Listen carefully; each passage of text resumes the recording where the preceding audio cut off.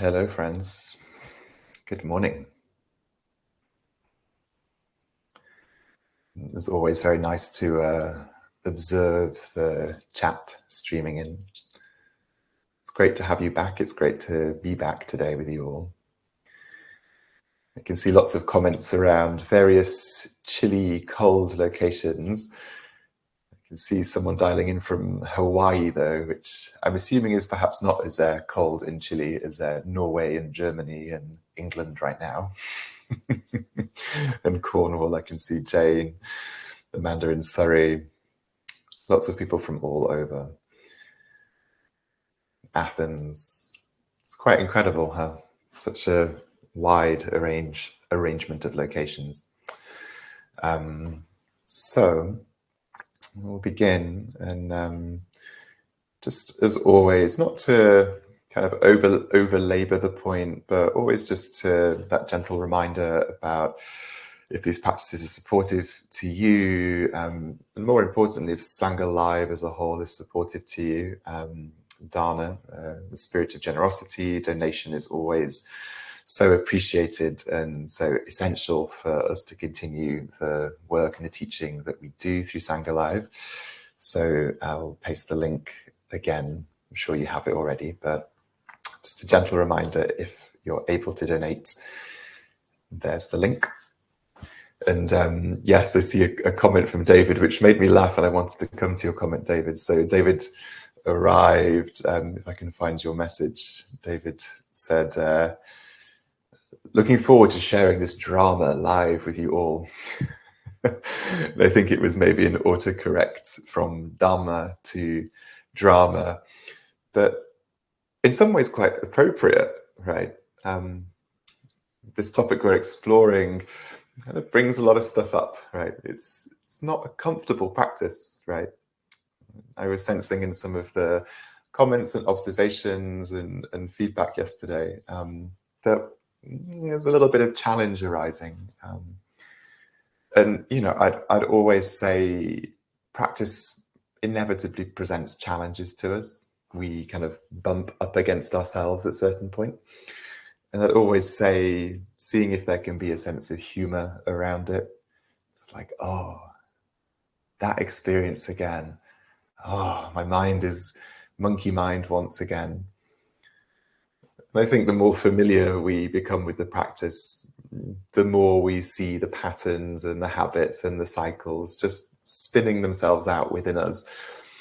And it does, over time, become a little more humorous. It's like, oh, this is just being human with all its tragedy and beauty and silliness.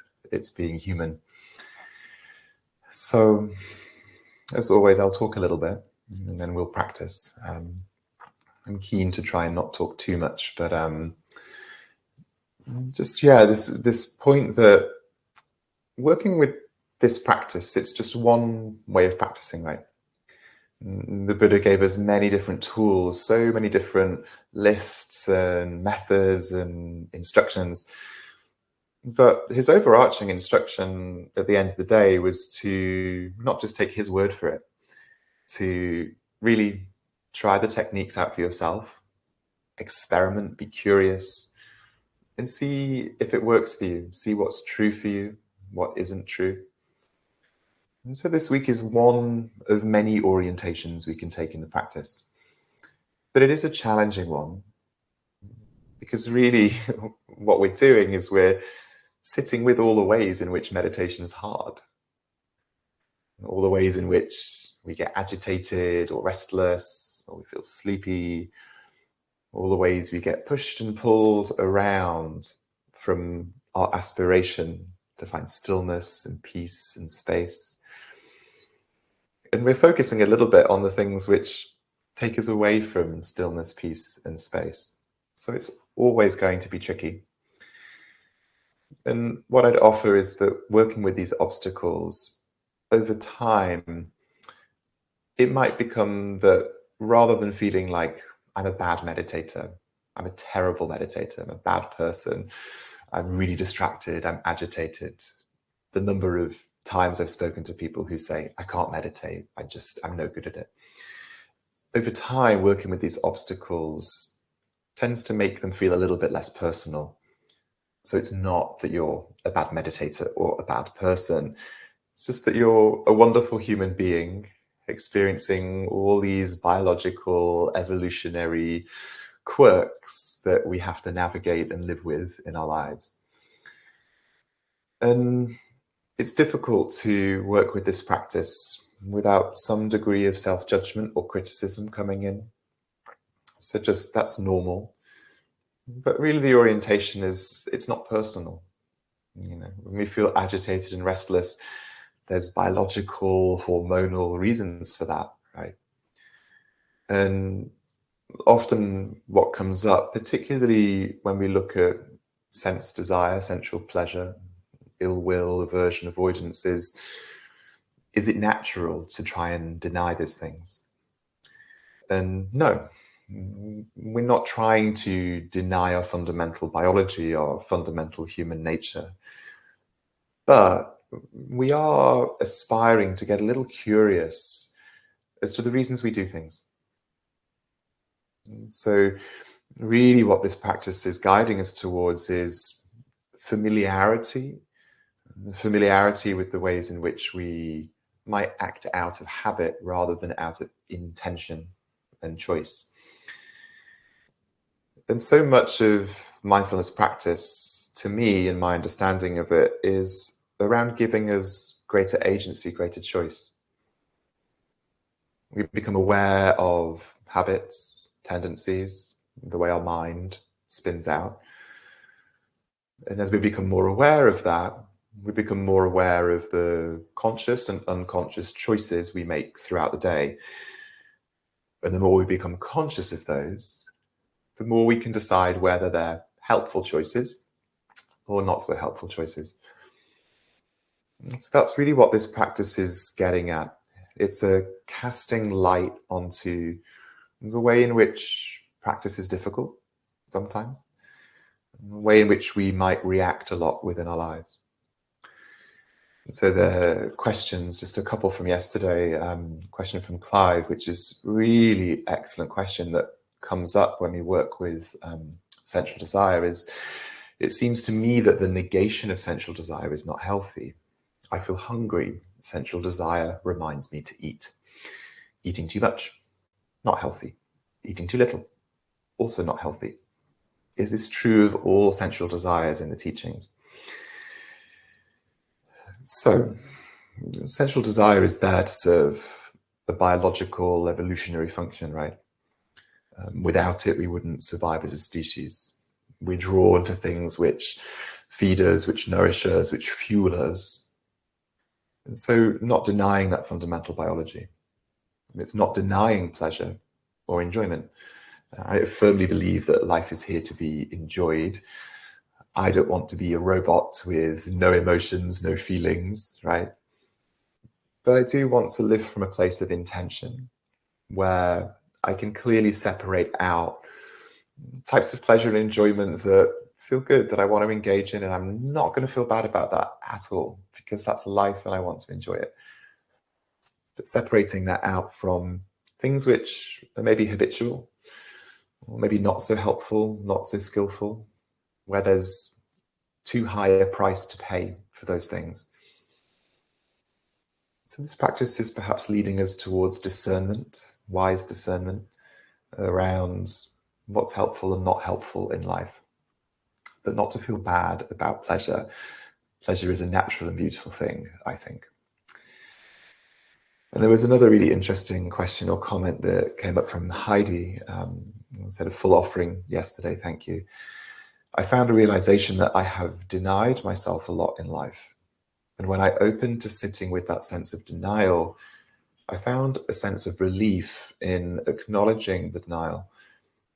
I find I have blocks in allowing myself good or nice things, and I'm exploring releasing this to allow myself more comfort. And this is a really beautiful pairing with Clive's question and observation, where yes, we can end up denying ourselves too much.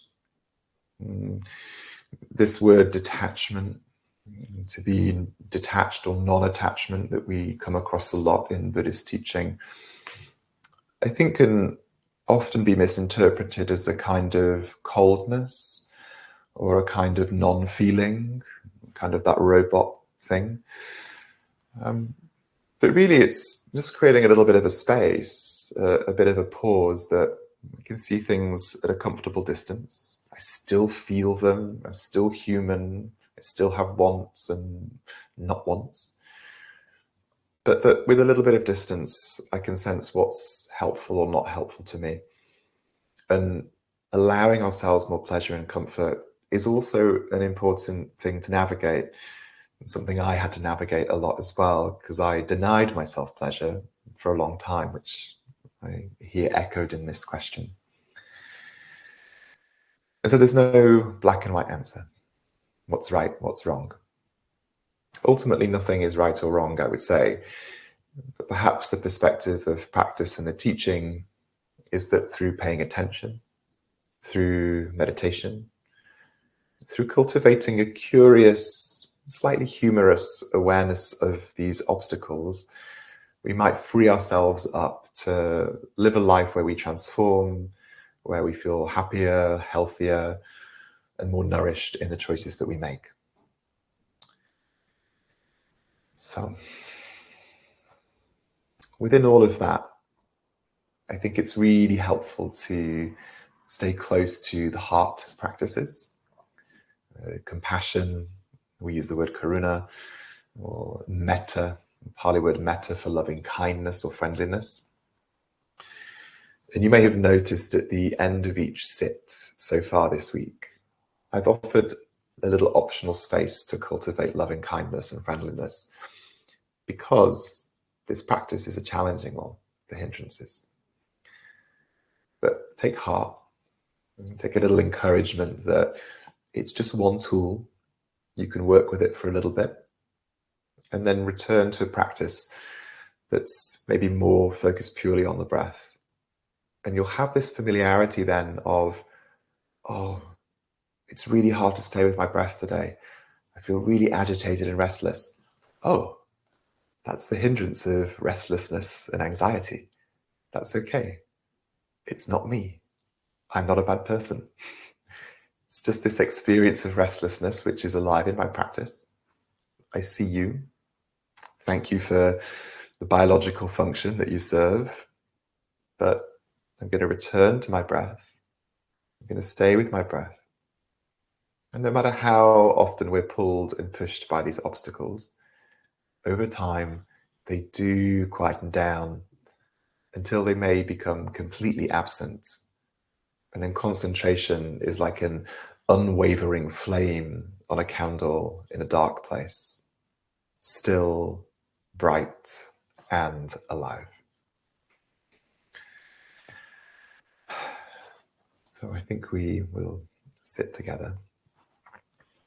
And I'll guide a little bit today through helping become a bit more familiar with third and fourth hindrances, sloth and torpor, that kind of sleepiness or laziness. It's low energy. And also the fourth hindrance, agitation, restlessness, worry, anxiety, is a state of higher energy, right? So these two are a little bit about the expression of your energy signature. And there's little ways we can work with both of those obstacles. I'll offer one final thing. There's a wonderful phrase, maybe you know it. I've come across it within certain Zen teachings, certain Zen circles. And it's this: the obstacle is the way. The obstacle is the way. And it can be a useful reminder for some people in practice. Okay.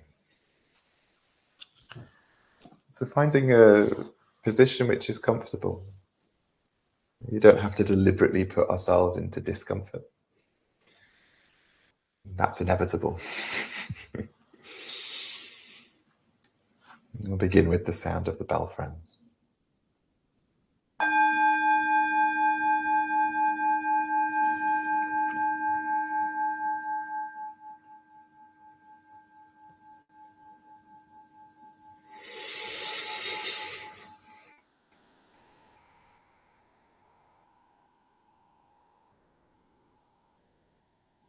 So letting the words fall out, letting the words drop,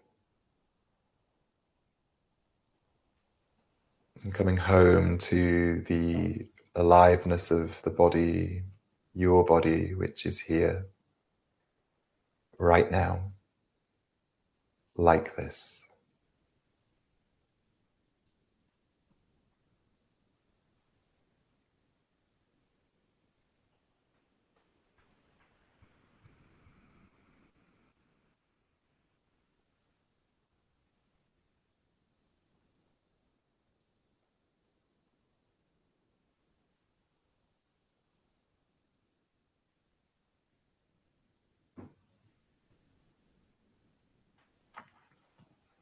And whichever parts of your body are in contact with the ground or cushion or chair,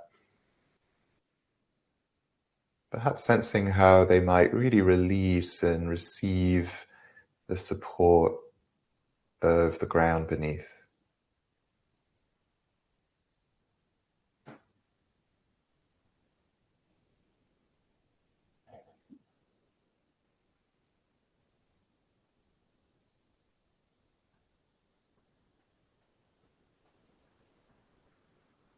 And from that support, perhaps sensing the aliveness, the brightness of your spine.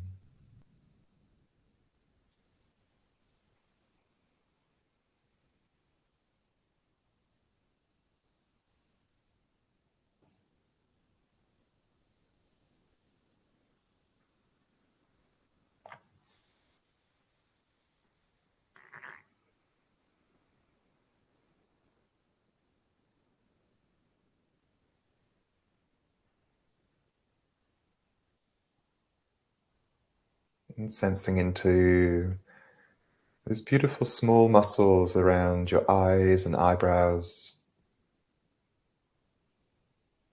And notice if anything might soften or release there.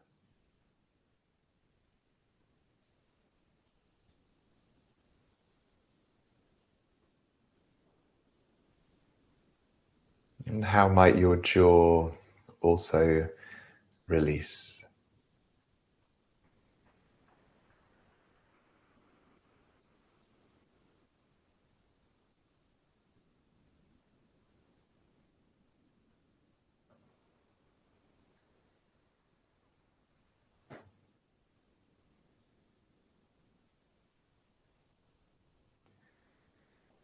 And you might notice if there's any tension in shoulders or your chest.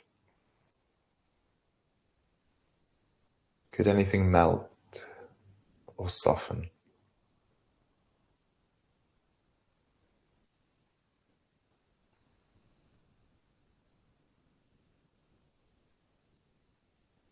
And could anything soften at the abdominal area? So we can fully receive the breath with a sense of space and openness in the body.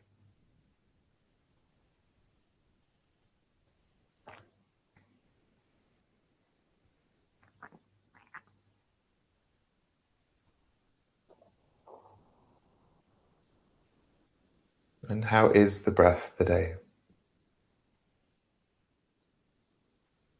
Where do you feel it?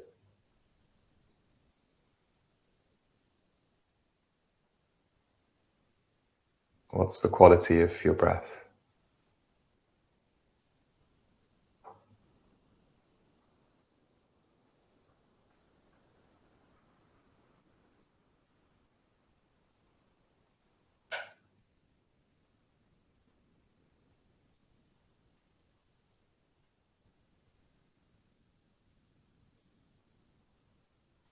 And we'll spend a few minutes simply noticing the rising and falling of the breath,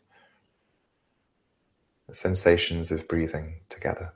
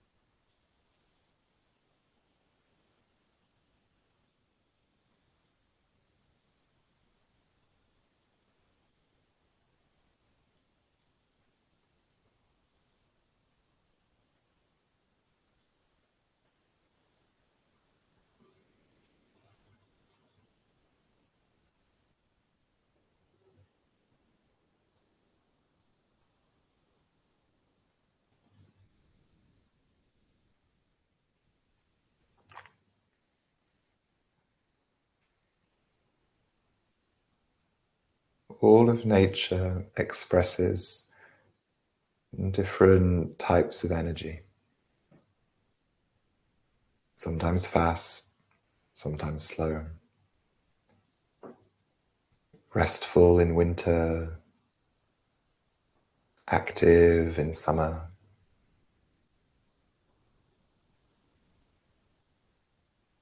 Right now, how's your energy level? Do you feel level? Maybe sleepy? Or maybe a little restless?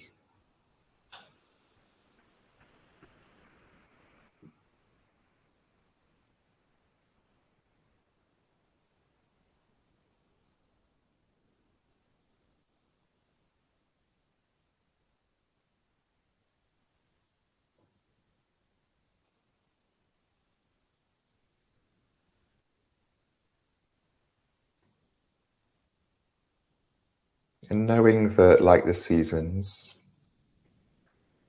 energy levels change and cycle.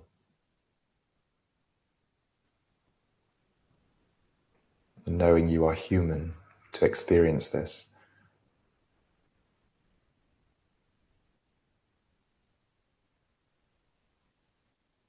But right now, what are you feeling within the physical body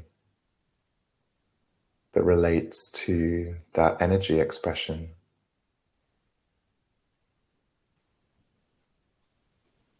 Perhaps there's a heaviness. Perhaps the desire to move or to fidget. It's all welcome.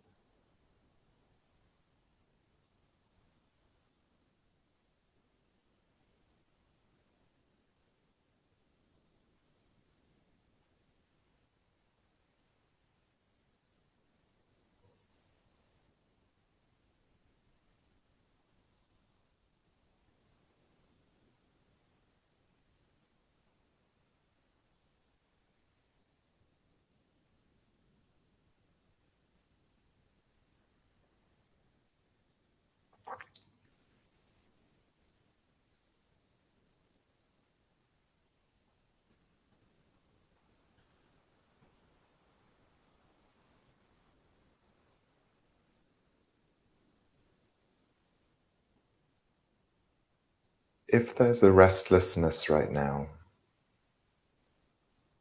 you might consciously lengthen your exhale 3 or 4 times, and then let the breath return to normal.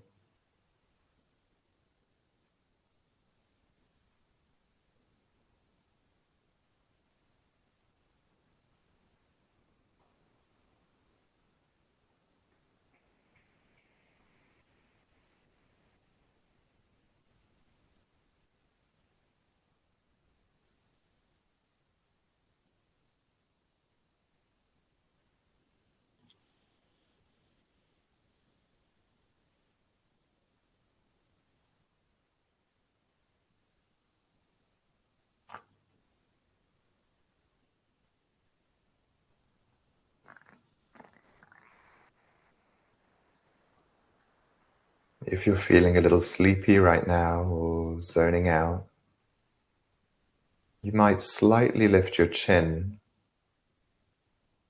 And if you're sitting up a little taller,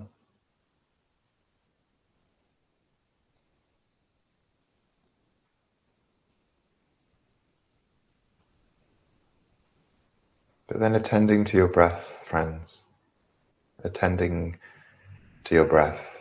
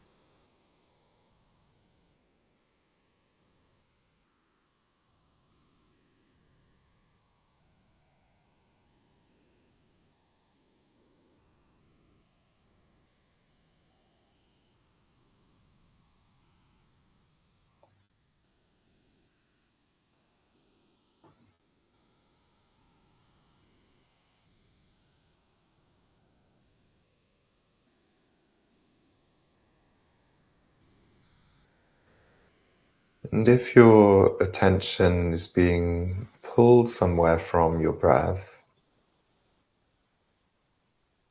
you might gently notice if any of the obstacles are at play. It's not an exact science, just a general sense. And if it's helpful, simply labeling. You could label desire or agitation or doubt.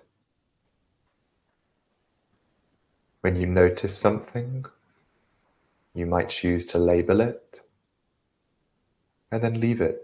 Return to the breath.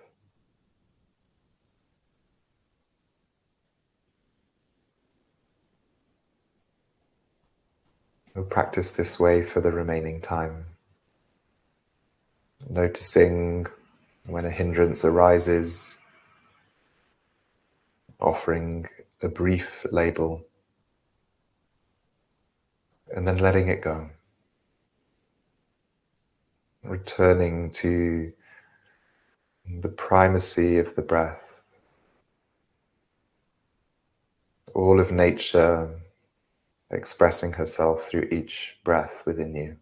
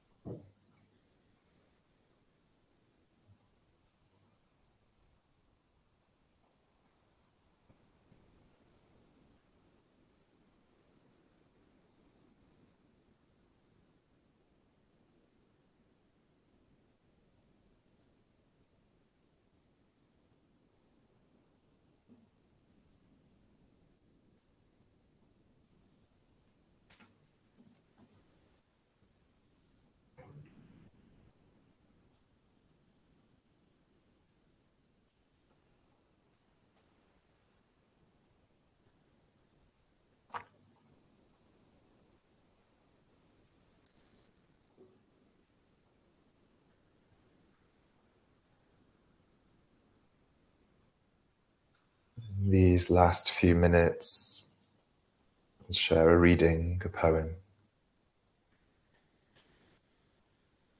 It's a little longer, and I'll read it twice today. It's called Belonging by the poet Rosemary Watola Trummer. Belonging. And if it's true, we are alone together. The way blades of grass are alone, but exist as a field. Sometimes I feel it, the green fuse that ignites us, the wild thrum that unites us, an inner hum that reminds us of our shared humanity. Just as 35 trillion red blood cells join in one body to become one blood, just as 136,000 notes make up one symphony, alone as we are, our small voices weave into the one big conversation. Our actions are essential to the one infinite story of what it is to be alive. When we feel alone, we belong to the grand communion of those who sometimes feel alone.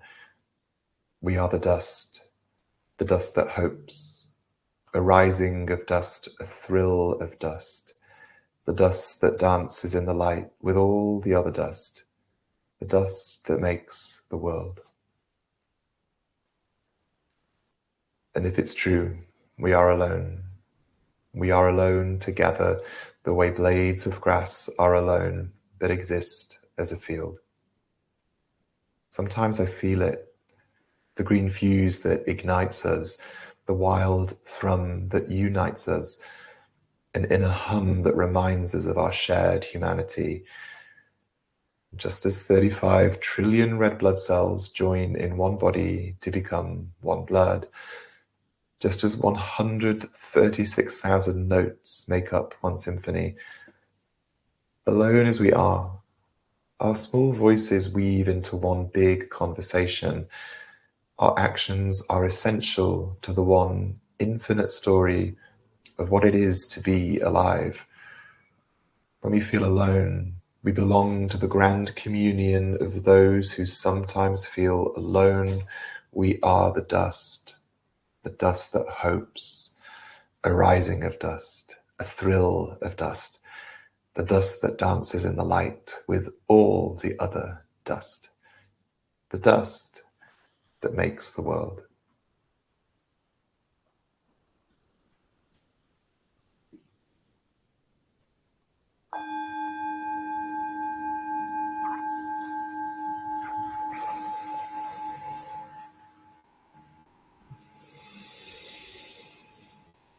You might take a deeper breath if that feels helpful.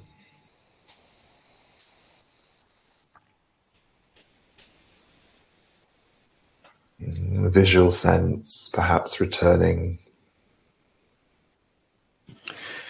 You might take a little stretch out, a little movement.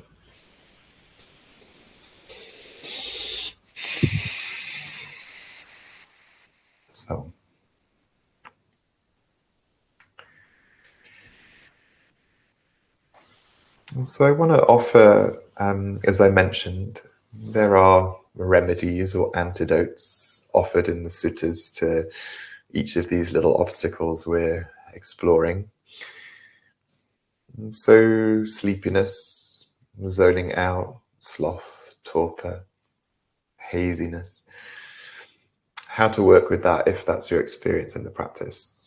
It was something really I struggled with for quite a few years, actually. And there's just some very practical things you can do physically. You may know these. But if it's really difficult to stay awake or you're really zoning out a lot, often using posture. So initially, first thing might be if you're sitting to lift the spine, slightly lift the chin, like we explored. If it's still challenging, the invitation is to open the eyes and look up slightly. There's something about looking up that is a little bit more sympathetic nervous system kind of alive, outward, awake. And also changing the posture, position of the legs. When I was really struggling with sleepiness, with this hindrance on silent retreats in the early years, sometimes I would stand if that was possible in that particular meditation. Just coming up for a few moments to stand in standing meditation can be a real wonderful way to reset the energy. Also, sometimes we fall asleep or nod off in the practice just because we're exhausted. Sometimes taking a nap, taking rest, looking after yourself is helpful. But the sleepiness sometimes dissipates also because our bodies, for many of us, aren't used to being still. And as soon as we're still, without any external distractions, the nervous system thinks, ooh, time for sleep. We finally stopped. The body kind of shuts down. So there's a degree of repetition with the practice where your nervous system might become more aware. It's like, oh, we're meditating. We're still, but it's not sleep time yet. I'm going to talk about the ways you might work with restlessness as well as I move my leg. But feel free to start writing questions and comments in the chat. So restlessness, appropriately enough, what can be helpful is to consciously lengthen the exhale, as we did. Many of you who've done breathing practices will know that the heartbeat tends to slow down when you breathe out. So as you exhale, if the exhale is a little bit longer than the inhale, it tends to slow the heart rate down. There's also a breathing technique which has recently been studied. There was an interesting paper on it. It's called the physiological sigh. You're welcome to join me for this. We take a big breath in through the nose as much as we can, and then take another little sip of air. So it's like 2 inhales, and then 1 big sigh out of your mouth. So you're welcome to try it. Slow, deep breath in through your nose. Little pause. Breathe in a bit more. Exhale through your mouth. Let's do it one more time. Slow breath in through the nose, all the way to the top. When you get to the top, a little sip more. Big sigh.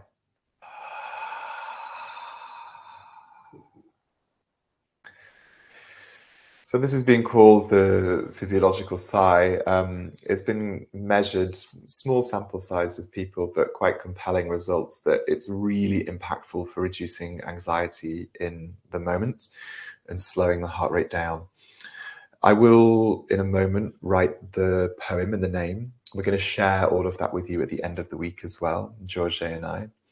And I'll also post a little link to this study around this physiological sigh breath. If you're a little bit geeky like me and you like to look at studies and details, I'll share that in a few moments.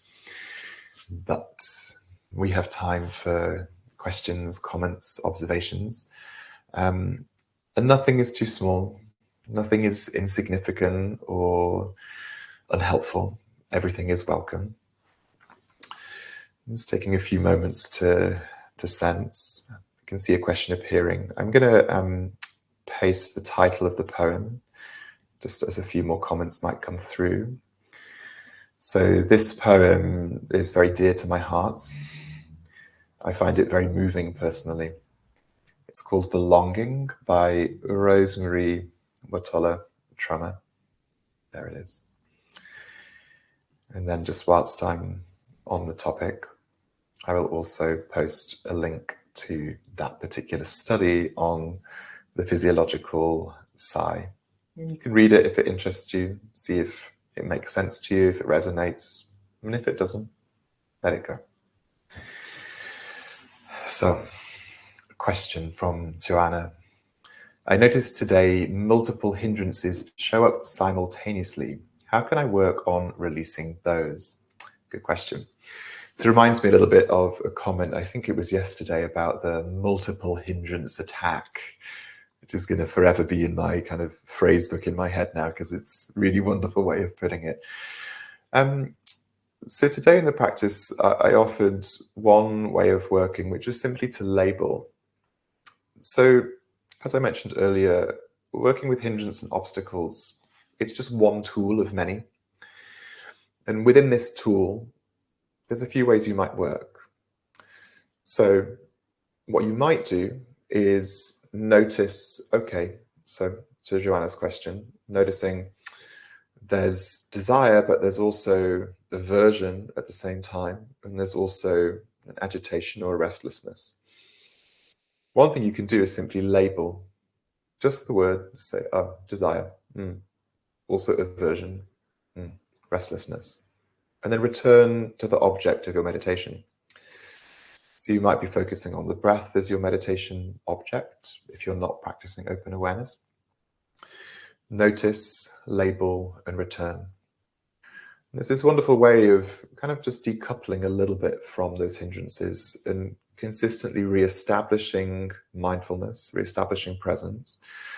And often the hindrances will settle down by themselves. This can be a really simple, clear, and effective way of working with them. If it's really persistent, or the other way of working is you might really start to interrogate or investigate how you know or how you experience those particular hindrances. Of course, we're using words to separate things out, to categorize things as this is sense desire, this is sleepiness. But the experience in your body, in your nervous system, it's all going to be mixed together.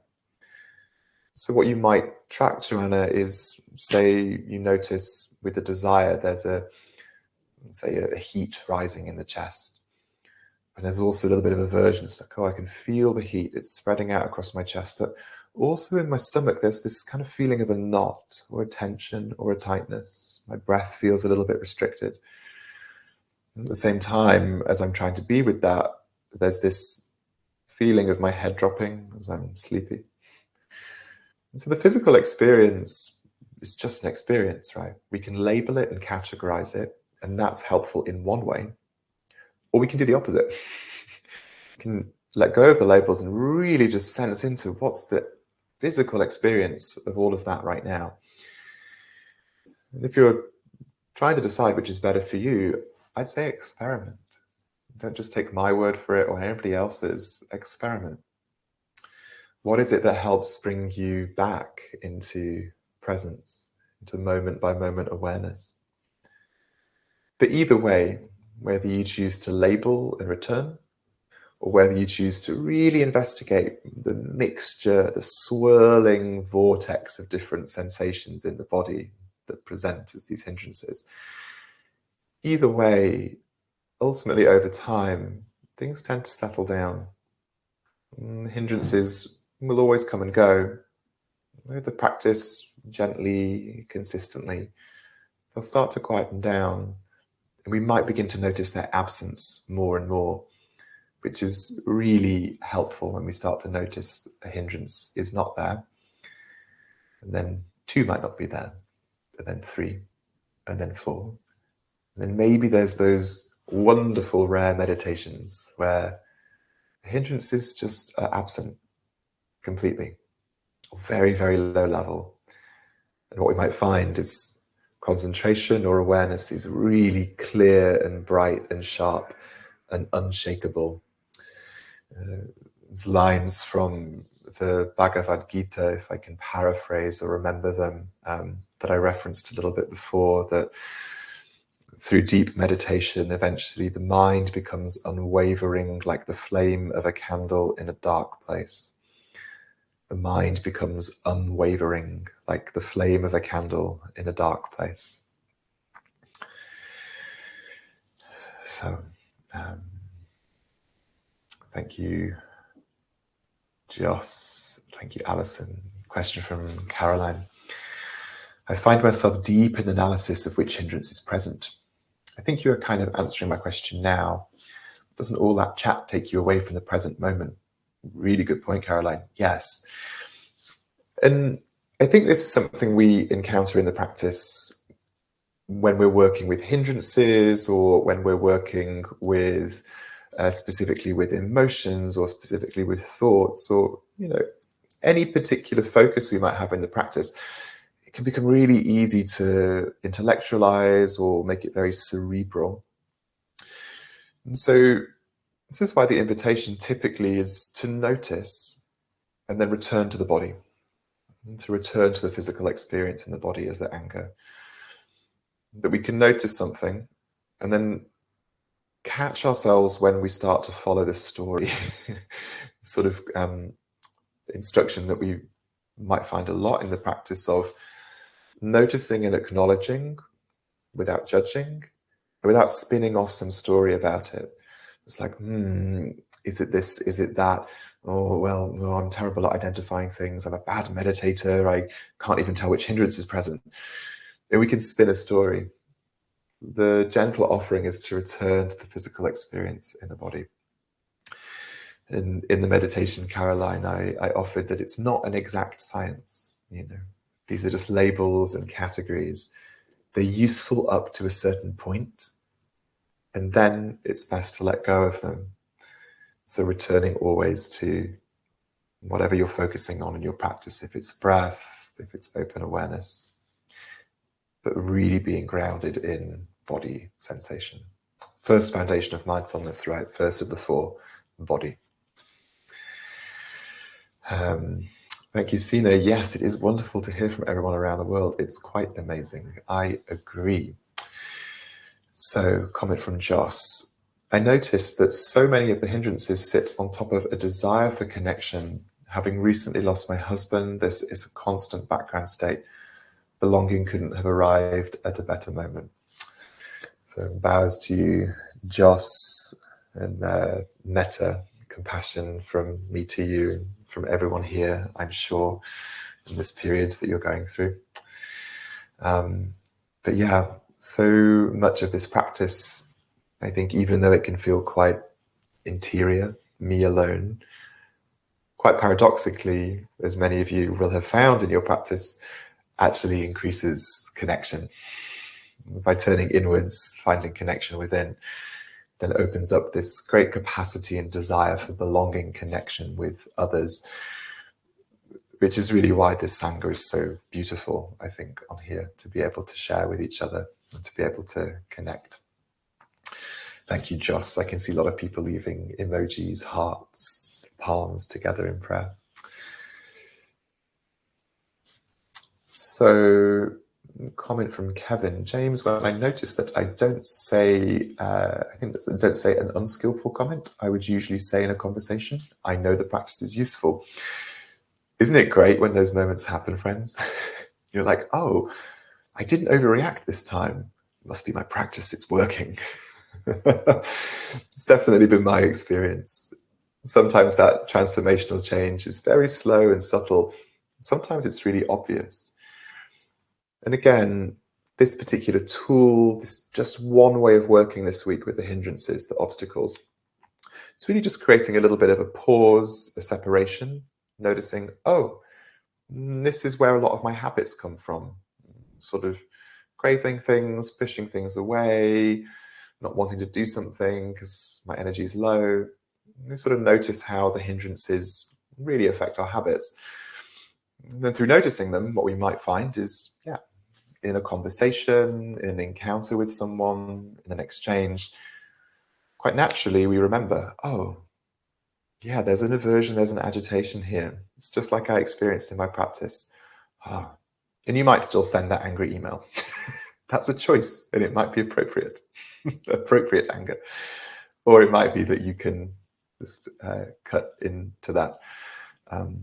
Some of you may know the Pali expression paticca samuppada, this idea of things dependently arising, things kind of arising one after another, kind of like a sort of like a domino effect throughout life, and that we can create a stopping block from the next domino falling. That's what mindfulness can offer us, a pause, space. Thank you, Caroline. Appreciate that. Thank you. So I think that brings us pretty much up to time. Once again, thank you so much for being here, and comments, observations, even just the hellos are such a wonderful way of connecting with the Sangha and staying close to each other. There's nothing so strong and profound to me as friends in practice. We take strength and comfort and support from each other. So thank you, everybody. Once again, I'll share the link for donation if you're able to support all of that connection, which we create and nurture here at Sangha Live. And with that, I will see you all tomorrow. I'm going to have a quick check if there were any questions or comments that I missed. But sending you all love for the day ahead. Deepest bows. And if it's evening for you, rest well. Thank you, everyone.